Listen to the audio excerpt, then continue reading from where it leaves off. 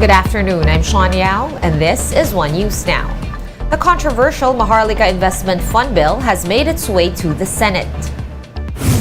The Senate Committee on Banks, Financial Institutions, and Currencies Chairman Mark Villar filed the House counterpart bill last week. In a radio interview, Senate President Mig Zubiri said he's hoping that Villar will call for a committee hearing right away so that they can discuss the direction of the proposal. Meanwhile, House Speaker Martin Romualdez has defended the soft launch of the MIF at the World Economic Forum. This is amid criticism from several senators that the launch was premature. The Filipinos cannot wait. We have to bring down the cost of electricity, the cost of power, the cost of oil. We have to bring in developmental projects, not just infrastructure, but we have to bring agricultural projects in. We have to make sure that there's food security. And fresh from his visit to Switzerland, President Bongbong Marcos says that the Philippines is now part of a so-called VIP club. This is a list of Southeast Asian countries with the best performing economies. Here's the report. President Bongbong Marcos is back in the country after participating at the World Economic Forum in Davos, Switzerland. During his arrival speech, the president said he consulted with other economic leaders on the controversial Maharlika Wealth Fund. I took the opportunity as well to consult with our friends and partners in Davos on the Sovereign Wealth Fund as a means for us to diversify our income sources to generate various welfare effects to the Filipino people, while recognizing that this is a collaborative work with experts and our lawmakers so that its final form is what we intend to be.